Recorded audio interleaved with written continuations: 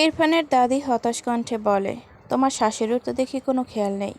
ছেলে এমনিতেই বউ মানে না, বউটাকে ছেলের সামনে সাজিয়ে গুছিয়ে রাখবে, তা না করে উল্টো তোমাকে জামা কাপড় পরিয়ে রাখে। আমার দাদুভাই তোমাকে ভালোবাসবে কি হলে তাহলে? মাইরা অদ্ভুতভাবে তাকায় ইরফানের দাদির দিকে। তিনি আবারও বলেন, তোমার শাশুড়িরই এই বিয়েতে মত ছিল না, আমি সব জানি, তাই কোনো চিন্তা করে না। আমি তোমার জন্য সব নিয়ে এসেছি। আমি তোমাকে যা যা বলবো তুমি এখন থেকে সেসব করবে, বুঝেছ? মাইরা পিটপিট চোখে চেয়ে থাকে। ইরফানের দাদি উঠে গিয়ে তার লাগেজ থেকে অনেক বড় একটি প্যাকেট বের করলো, সাথে দুটি গয়নার বক্স। এরপর মাইরার পাশে সেসব রাখে। প্রথমে বড় প্যাকেটটির ভিতর থেকে অনেকগুলো শাড়ি বের করে, তার মধ্য থেকে একটা কালো সিল্কের শাড়ি মাইরার কাঁধে ধরে বলে, বাহ, খুব সুন্দর লাগছে, এখন এটা পরে এসো যাও। মাইরা কি বলবে বুঝলো না, বোকার মতো একবার শাড়ির দিকে তাকায়, আরেকবার বয়স্ক মহিলাটির দিকে। তিনি মাইরার গালে হাত দিয়ে বলে, তুমি বোকা মেয়ে নাকি? জানো না ছেলেদের এভাবে হাতে রাখতে হয়? বাঙালি মেয়ে হয়েও দেখছি কিছুই জানো না। আচ্ছা, তুমি যদিও ছোট, আমি এসব শেখানোর জন্য এসেছি। তারেক আমাকে বিয়ের পর থেকেই আসতে বলেছিল, সে যাক, এবার এসেছি। তোমাকে সব শিখিয়ে পড়িয়ে তবেই কানাডায় ফিরব। মাইরাকে এখনও বোকার মতো চেয়ে থাকতে দেখে তিনি আবারও বলেন, এখান থেকে সবসময় শাড়ি পরবে, আমার ইরফান দাদুভাইয়ের কাছে থাকবে।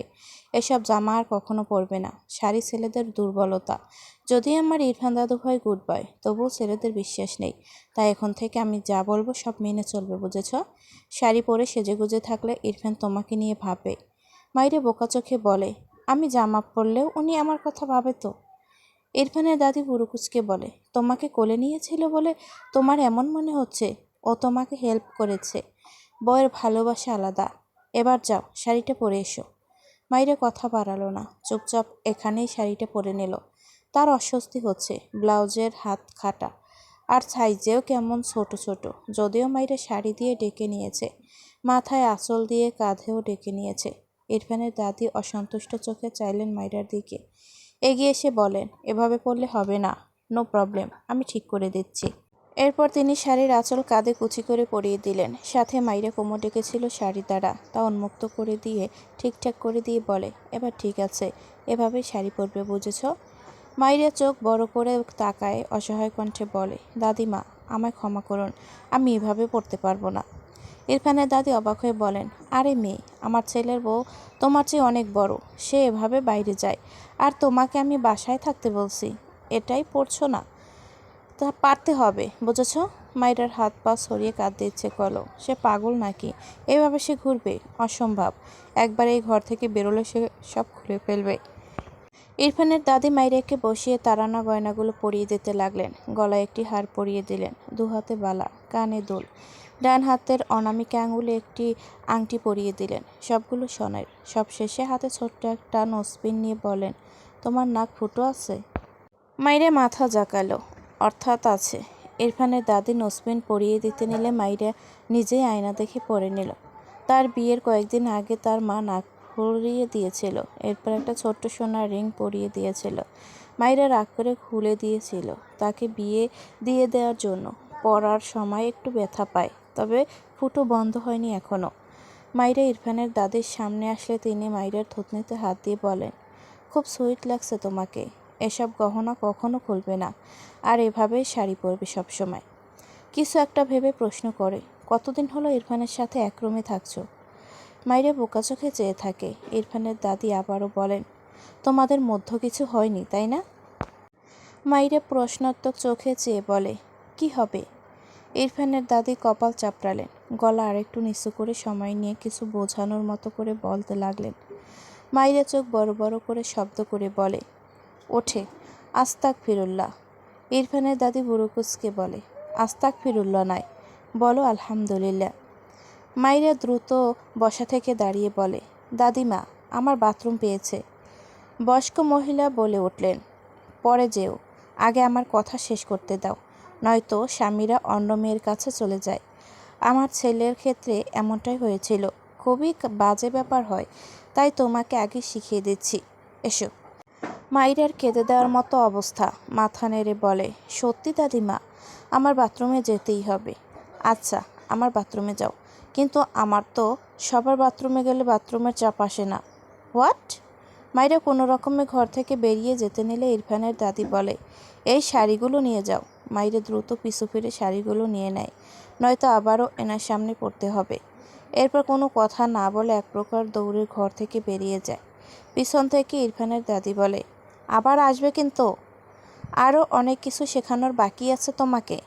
মাইরা বিড়বিড় করলো, জীবনে না, ইনি না যাওয়া পর্যন্ত আমি ঘর থেকেই বের হব না। কী সব কথা বলে সে। মাইরা তার ঘরে যেতে গিয়েও থেমে গেল। হায় হায়, সে তো অনেক খোলামেলা হয়ে আছে। ছাদের সিঁড়ির দিকে চোখ পড়লে দেখলো ফারা আর ইনায়ার ছাদের দিকেই যাচ্ছে। ইনায়ার চোখে মাইরাকে পড়লে মেয়েটা অবাক হয়, তবে বুঝলো এসব তার দাদির কাজ। মৃদু হেসে মাইরাকে বলল, মাইরা ছাদে এসো। মাইরা সম্মতি দিয়ে দ্রুত ইরফানের ঘরে গিয়ে শাড়িগুলো এক জায়গায় রেখে শরীরে একটি ওড়না জড়িয়ে নিজেকে ডেকে নিল। এবার ভালো লাগছে। এরপর সময় ব্যয় না করে ছাদের উদ্দেশ্যে এগোলো। রাতে ছাদে যেতে তার অনেক ভালো লাগে, সাথে দুজন সঙ্গী থাকলে তো কথাই নেই। মা, তোমার সাথে আমার কিছু কথা আছে। রিনা বেগম শুদ্ধর কথায় বেডের উপর বসে বলেন, এখানে এসে বস।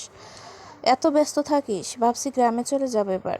শুদ্ধর মন খারাপ হলো। তার মা গ্রামে একা থাকলে তার একা একা এখানে থাকতে ভালো লাগে না। এগিয়ে এসে মায়ের পাশে বসলো শুদ্ধ। এক পা বেডের উপর রেখে তার মায়ের দু হাত ধরে দুঃখ দুঃখ মুখ করে বলে, আমাকে কি তুমি অর্ধেক মাস পেটে রেখেছিলে মা? ত্রিনা বেগম বুড়ো কুঁচকে বলেন, অর্ধেক মাস মানে? অর্ধেক মাস রাখলে তুই বাঁচতি? শুদ্ধ আগের চেয়েও দুঃখ দুঃখ মুখ করে বলে, 10 মাস পেটে রাখলে এখন খেয়াল রাখার বেলায় কিপটেমি করছো কেন? আমার মনে হচ্ছে তোমার ভুলে যাওয়ার রোগ আছে। আমাকে অর্ধেক মাস পেটে রেখেছো তো, তাই বছরের অর্ধেক সময় আমাকে আর মনে পড়ে না তোমার। বলছি, বাকি অর্ধেক মাস আমাকে কে পেটে ধরেছিল গো? ত্রিনা বেগম বিরক্ত চোখে শুদ্ধর দিকে চেয়ে আছে। শুদ্ধ হতাশ কণ্ঠে বলো, বলো বলো, বাকি 5 মাস কে আমাকে ধার নিয়ে তার পেটে রেখেছিল?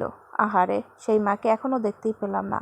তুমি কি হিংসুটে মা, যে তোমার ছেলেকে ধার নিয়ে এত কষ্ট করে তার পেটে রাখলো, তাকে একবার আমার কাছে আনবে না? ইস, কি যে কষ্ট হচ্ছে আমার। রিনা বেগম শুদ্ধর কান টেনে বলে, এই বাদর, তোকে কে পেটে ধরবে? তোর মতো বাদরকে পেটে ধরবে ভাবলেই তো মানুষ বেহুশ হয়ে যাবে। আহ মা, ছাড়ো। আমার আরেক মাকে দেখতে চেয়েছি বলে তুমি চরম হিংসুটির পরিচয় দিচ্ছ। তুমি আমাকে যতই বাধা দাও না কেন, আমি 7 সমুদ্র 13 নদী পাড়ি দিয়ে তাকে ঠিক খুঁজে নিব। তুমি কখনোই আমাদের মাঝে বাধা হতে পারবে না। এই বাদর, থামবি তুই? পেটের ভেতরেও দিনে 200 বার লাথি মেরে মেরে জ্বালিয়েছিস, বাইরে বেরিয়ে তো আস্তা বাদর হয়ে গেলি। শুদ্ধ তার কান থেকে তার মায়ের হাত সরিয়ে নিয়ে দাঁত কেলিয়ে হাসলো। অতঃপর একটু মন খারাপ করে বলল, আমি যেখানে তুমিও সেখানে। আমার গ্রামের ওই বাড়ি তুলে এনে আমার বাড়ির ছাদের উপর রাখবো, হবে না? বাদর হই আর হনুমান হই, তুমি এখানেই থাকবে, শেষ কথা। ত্রিনা বেগম এ পর্যায়ে মৃদু হেসে বলেন, সে দেখা যাবে। তুই কি বলবি বলছিলি, বল। একটু থেমে গলা ঝেড়ে বলে, সামিয়া মেয়েটাকে আংটি কেন দিয়েছো মা? আমাকে কি একটা কথা বলা উচিত ছিল না তোমার? ত্রিনা বেগম ভুরু কুঁচকে বলেন, ওকে আংটি দিলে তোকে কেন বলতে হবে? আমার জন্য আংটি দিয়েছো তো আমাকে বলবে না তুমি? তুমি তাকে আমার সাথে জড়িয়ে দিতে চাইছো, এটা অন্যকে বলার আগে আমাকে একবার বলবে না?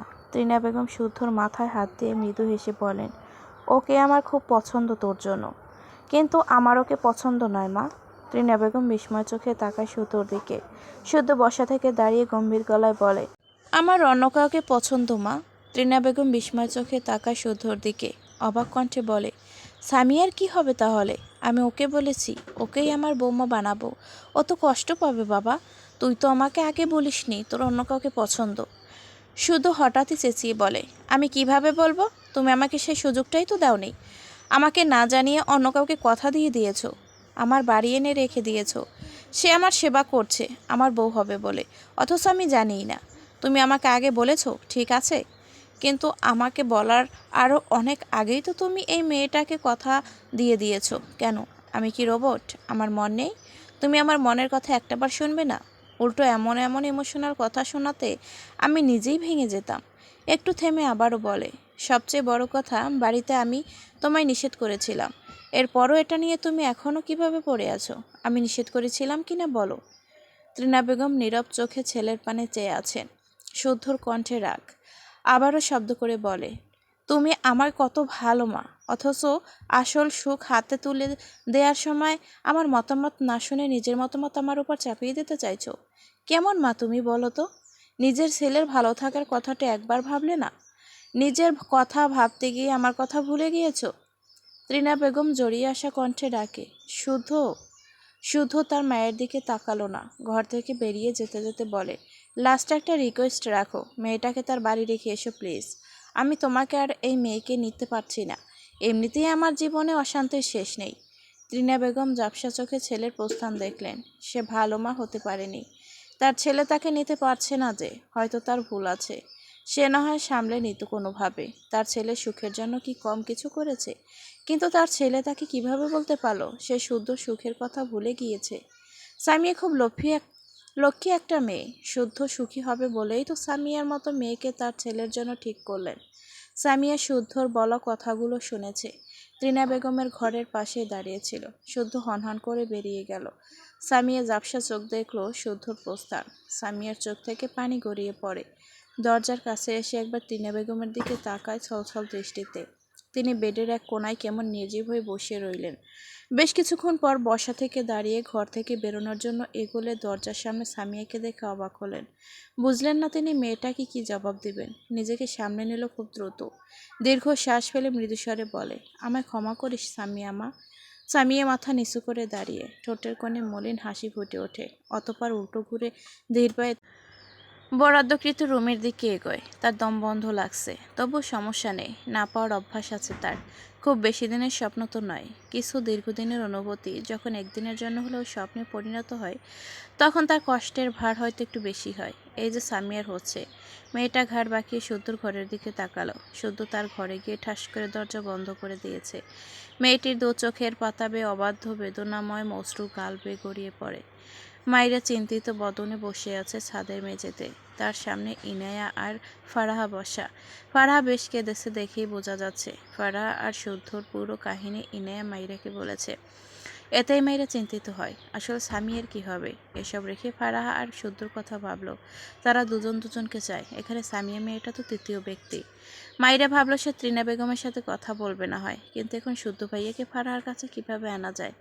কিছু একটা মাথায় আসতে চুটকি বাজিয়ে বলে, আইডিয়া। ফারাহা আপু চিন্তা করো না, শুদ্ধ ভাই তোমার দিকে লাফাতে লাফাতে আসবে। ফারাহা বোকা চোখে বলে, কিভাবে? মাইরা বসা থেকে দাঁড়িয়ে বলল, ম্যাজিক করব। তুমি ইনায়া আপুর সাথে থাকো, আমি সব ঠিক করে দিচ্ছি। ওয়েট। কথাটা বলে এক প্রকার দৌড়ে সিঁড়ি বেয়ে নামতে থাকে। ইরফানের ঘরে প্রবেশ করে। ওয়াশরুম থেকে পানির কলকল শব্দে বুঝল ইরফান ওয়াশরুমে। মাইরা ইরফানের ফোন খুঁজল। 2 মিনিটেই পেয়ে গেল। অন করলে পাসওয়ার্ড দেখে চিন্তিত হলো না। সে ইরফানকে অনেকবার খুলতে দেখেছে। Password but follower. মাইরা জানে না এটা আসলে কি। বাংলা অর্থ তো পাখি ফুল হয়। পাখি নাকি ফুল, এসব ভাবনা রেখে সে শুদ্ধ নাম্বার একটা মেসেজ পাঠিয়ে সেটা ডিলিট করে দেয়। এরপর ইরফানের ফোন রাখতে গিয়েও কি মনে করে যেন ফটোসের মধ্য গিয়ে ক্লিক করলে প্রথমেই ছোট ছোট অনেকগুলো পিক ভেসে ওঠে স্ক্রিনে। মনে হলো স্কুল ড্রেস পরা কোনো মেয়ের অনেক পিক। মাইরে পিকের উপর ক্লিক করার সাথে সাথেই ইরফান তার হাত থেকে সো মেরে ফোনটা কেড়ে নেয়। মাইরা দেখতেই পারল না, দ্রুত হাত বাড়িয়ে বলে, আরে দেখি দেখি, ওটা কার পিক? ইরফান তার ফোনের আলো অফ করে বেডের উপর ছুঁড়ে ফেলে। মাইরার দিকে রেগে তাকায়। মাইরা ইরফানকে তার দিকে রেগে তাকাতে দেখে আমতা আমতা করে। সে তো না বলে লোকটার ফোন নিয়েছিল। ইরফান রেগে তাকালেও মুহূর্তের দৃষ্টিতে একরাশ শীতলতা ভিড় করে। কেমন অন্যরকম লাগলো মাইরাকে। বিকেলেও তো স্বাভাবিক লেগেছে। পা থেকে মাথা পর্যন্ত চোখ বোলায়। কালো সিল্কের শাড়ি পরা, গলা নেকলেস টাইপ কিছু লাগলো ইরফানের কাছে। হাতে বালা, কানে দুল, সবশেষে নাকের ডান পাশে জল করা ছোট্ট কিছুতে ইরফানের চোখ আটকায়। মাইরা টোক গেলে লোকটার ফোন নেয়ার তাকে কি করবে। সুযোগ মতো ঘর থেকে এক দৌড়ে বেরিয়ে যায়। ইরফান বিরক্তি চোখে তাকায়। বড় বড় পা ফেলে মাইরাকে ধরতে যায়। মাইরা বাইরে বেরিয়ে ইরফানের দাদিকে এদিকে আসতে দেখে চোখ বড় বড় করে আবারও উল্টে ঘুরে ভেতরে প্রবেশ করতে নিলে ইরফানের বুকে ধাক্কা খেয়ে পড়তে নিলে ইরফান ডান হাতে মাইরাকে টেনে তার সাথে চেপে ধরে। বাঁ হাতে ডোর লক করে দেয়। মাইরা অসহায় কণ্ঠে বলে, আপনার ফোন দিয়ে আমি অনেক গুরুত্বপূর্ণ কাজ করেছি, প্লিজ কিছু বলবেন না। ইরফান মৃদুস্বরে বলে, লক জানলে কি করে? মাইরা ধরা পড়ার মতো করে বলে, ভুল করে দেখে ফেলেছিলাম, সরি। মাইরা ইরফানকে তার দিকে শান্ত চোখে চেয়ে থাকতে দেখে বলে, একটা কথা বলি? ইরফান ছোট করে বলে, হ্যাঁ। বাট ফলোয়ার মানে কি? ইরফান তড়াক করে মাইরার চোখে চোখ রাখে। মাইরার চোখে কৌতূহল। ইরফান মৃদুস্বরে আনসার করে, এও। মাইরা অবুজ গলায় বলে, মানে? ইরফান আবারও বলে, স্টুপিড গার্ল। মাইরা বিরক্ত হয়ে বলে, আপনি একটা কথা সহজভাবে বলতে পারেন না। ইরফান বিরক্তি কণ্ঠে আওড়ায়, গাধা। মাইরা ইরফানের কথা শুনে বিড়বিড় করে বলে, গন্ডার। ইরফান শুনেছে কি না ছোট করে বলে, ওকে। মাইরা অদ্ভুতভাবে তাকায় ইরফানের দিকে। এই লোকটা কি পাগল টাগল নাকি? ইরফান মাইরের মুখায়বে দৃষ্টি বোলায়। দৃষ্টি স্থির হয় মাইরের নসপিনে। আঁখি জুড়ে মুগ্ধতা। নাকের সেই ছোট্ট বস্তুটা সাথে কানের দুল মিলিয়ে ইরফান যেন এক নতুন মাইরাকে আবিষ্কার করলো। ডান হাত বাড়িয়ে মাইরের নসপিনের উপর 2 আঙুল রেখে নসপিন ঘুরায়। শীতল কণ্ঠে বলে, এটা কি পরেছ? মাইরা পিটপিট করে ইরফানের দিকে চেয়ে মৃদুস্বরে বলে, নাকফুল। ইরফান মোহিত চোখে চেয়ে বিড়বিড় করে, নো স্পিন। So nice. এরপর মাইরের নোসপিনটা ঘোরাতে ঘোরাতে ঠান্ডা গলায় বলে, ইউ নো লিটল গার্লদের এসব অ্যাভয়েড করতে হয়। মাইরা কিছুটা তেজ নিয়ে বলে, আমি বড়। ইরফান মাইরার চোখে চোখ রেখে মৃদুস্বরে বলে, শিওর? মাইরা সে আগের ভঙ্গিতে মাথা নাড়িয়ে জানায়, অবশ্যই সে বড়। ইরফান ঠোঁট বাঁকালো সামান্য। মুখে গিয়ে নিয়ে মাইরার নোসপিনে বরাবর কিছুটা জায়গা জুড়ে দাঁত বসায়। মাইরা আর্তনাদ করে ওঠে। বেশ ব্যথা পেয়েছে। চোখে পানি জমে গিয়েছে। ইরফান মাইরার কানের কাছে মুখ নিয়ে লো ভয়েসে বলে, I wait the proof right now. Don't disturb me at all, okay? Irfan কথাটা বলে মাইরাকে ছেড়ে দাঁড়ায়। 2 হাতের আজলায় মাইরার মুখটা নেয়। মাইরার চোখ বন্ধ, চোখের কোণে পানি। ইরফান মৃদুস্বরে বলে, কাঁদছো কেন? মাইরা ধীরে ধীরে চোখ মেলে তাকায়। রেগে বলে, আপনি একটা অসভ্য। ইরফান মাইরার নাকের নসপিনটার উপর আঙুল চালিয়ে মৃদুস্বরে বলে, ওকে, বাট ইটস নর্মাল। এসবের হ্যাবিট করে নাও। মাইরা বোকা চোখে চেয়ে বলে, কোন সব? ইরফান নসপিনের উপর বুড়ো আঙুল দিয়ে চাপ প্রয়োগ করে। মাইরা চোখ বুঝে নেয়। ইরফান ঠোঁট বাঁকিয়ে বলে, গাধা। মাইরা বিরক্ত হয়। এই লোকটা কি তাকে এসব ফালতু নামেই ডাকতে থাকবে? নিজে একটা গন্ডার হয়ে তাকে গাধা বলে। ইরফান মাইরাকে ছেড়ে একটু দূরে সরে দাঁড়িয়ে বলে, 1 কাপ কোল্ড কফি আনবে। টাইম 5 মিনিটস, গো। মাইরা ছাড়া পেয়ে এক দৌড় দেয়। সে আর এখানে থাকে, পালাতে পারলে বাঁচে। শাড়ির উপর এখনও ওড়না জড়ানো, তবে মাথা থেকে ওড়না অনেক আগেই পড়ে গিয়েছে। ইরফান বিরক্ত চোখে চেয়ে বিড়বিড় করে, স্টুপিড। শুদ্ধ ওয়াশরুম থেকে শাওয়ার নিয়ে বেরিয়েছে। তার মায়ের সাথে রাগ করে এখনও খারাপ লাগছে। একটা ট্রাউজার পরে নিল, একটি ছাই রঙা টি শার্ট পরে নেয়। ইরফানের বাসায় যেতে চাইল। তার গ্র্যান্ডমা আসছে, অথচ সে রেগেমেগে তার মাকে কষ্ট দিয়ে বসে আছে। আসলে তখন হুট করে রাগ উঠে গেল। কি যে ভুলভাল কথা বলল। এখন নিজে নিজে ভীষণ অনুশোচনা করছে। তখন তার ফোনে টুং করে একটি নোটিফিকেশন আসে। শুদ্ধ ভেজা চুলে একবার হাত চালায়। ফোনটা নিয়ে মেসেজ অপশন চেক করলে দেখল ইরফানের নাম্বার থেকে একটি মেসেজ এসেছে। শুদ্ধ অবাক হয়। এই ইহজীবনে তেমন ঘটনা ঘটেনি। বিস্ময় চেপে মেসেজটি চেক করলো। 3 লাইনের মেসেজটি পড়ে শুদ্ধর মুখ ফ্যাকাশে হয়ে যায়। বুকটা কেমন ভূমিকম্পের ন্যায় কেঁপে উঠে কোনো রকমে আওড়ায়। ফাড়া পাখি। টেবিলের উপর থেকে গাড়ির চাবিটা নিল কাপা হাতে। 1 সেকেন্ডও সময় ব্যয় না করে যেমন ছিল তেমনি বের হলো রুম থেকে। এক প্রকার দৌড়ে তার মায়ের রুমে গিয়ে দেখল ত্রিনা বেগম বিছানার সাথে হেলান দিয়ে বসে চোখ বুজে আছে। শুধু হুট করে তার মাকে জড়িয়ে ধরল। ত্রিনা বেগম থমকে যায়। তখনই দরজা এসে থামিয়ে দাঁড়ায়। শুদ্ধকে দেখে ভেতরে পা রাখতে গিয়েও থেমে যায়। শুদ্ধ কাঁপা কাঁপা কণ্ঠে বলে, আই এম সরি মা, আমি জানি তুমি আমার বেস্ট মা। প্লিজ মা, তুমি আমার কথায় কষ্ট নিও না। রেগে বলে ফেলেছি, আমায় ক্ষমা করো মা। ত্রিনা বেগমের হৃদয়ে এক প্রশান্তির হাওয়া বয়। একটু আগের শুদ্ধর বলা কথাগুলো যেন নিমেষেই ভুলে গেল। শুদ্ধর পিঠে হাত রাখলো নিঃশব্দে। শুদ্ধ তার মাকে ছেড়ে তার মায়ের 2 হাত আঁকড়ে ধরে কাঁপা কণ্ঠে বলে, মায়ের অভিশাপ খুব খারাপ। তুমি কি আমার কথা কষ্ট পেয়ে আমায় অভিশাপ দিয়েছিলে মা? ত্রিনা বেগম বিস্ময় চোখে তাকালেন ছেলের দিকে। শুদ্ধর চোখ দুটো লাল। ভদ্রমহিলা শুদ্ধর গালে হাত দিয়ে বলে, সন্তান যত বড়ই অপরাধ করুক না কেন, মায়েরা কখনো তার সন্তানদের খারাপ চায় না বাবা। শুদ্ধ অসহায় কণ্ঠে বলে, তবে আমার ফাড়া ভালো নেই কেন মা? ওর অবস্থা ভালো নয়। ওর কিছু হয়ে গেলে আমি কিভাবে? কথা জড়িয়ে আসে। আবারও বলে, আমার ফারাহার জন্য দোয়া করবে মা। ওর কিছু হলে আমার বাঁচা মুশকিল হয়ে যাবে। প্লিজ মা, তুমি দোয়া করো। ত্রিনা বেগম বিস্ময় চোখে তাকায়। ফাইজের বোন ফারাহার কথা বলেছে শুদ্ধ।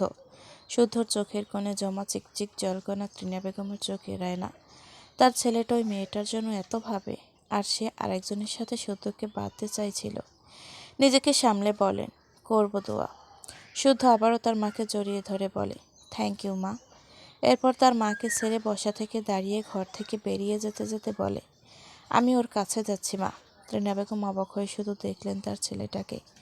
শুদ্ধ ঘর থেকে বেরোনোর সময় সামিয়ার সাথে ধাক্কা খেতে গিয়ে নিজেকে সামলে নেয়। মাথা নিচু করেই জড়িয়ে যাওয়া কণ্ঠে বলে, সরি, আমার ফারাহাকে অভিশাপ দেবে না প্লিজ, ওর কোনো দোষ নেই।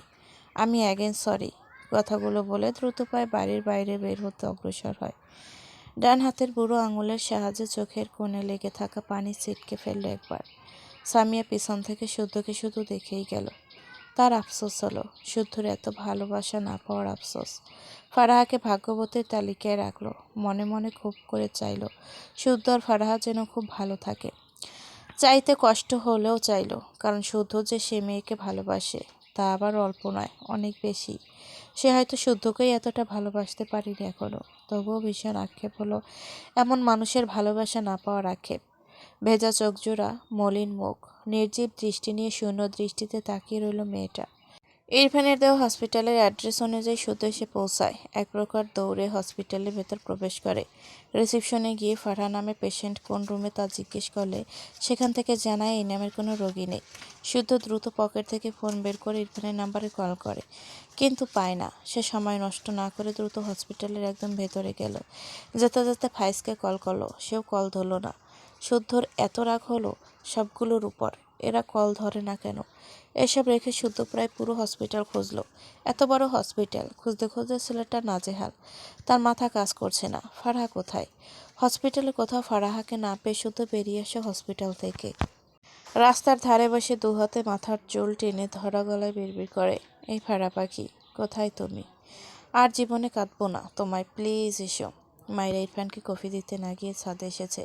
ফারাহা রিনার সাথে বসে আরও গল্প করছে। সে যে কাজ করে এসেছে এটা তো বলাই হলো না। অতঃপর বলে ওঠে, ফারা আপু, শুদ্ধ ভাই খুব তাড়াতাড়ি তোমার দিকে ধেয়ে আসছে। ইনায়া চোখ ছোট ছোট করে বলে, তুমি কিভাবে জানলে মাইরা?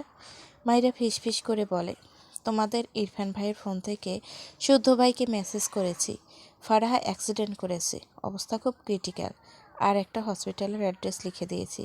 তোমাকে মেরেছে, এজন্য এটা ছোটোখাটো শাস্তি হয়ে গেল। সাথে তোমার কাছে ছুটতে ছুটতে আসবে। কেমন লাগলো?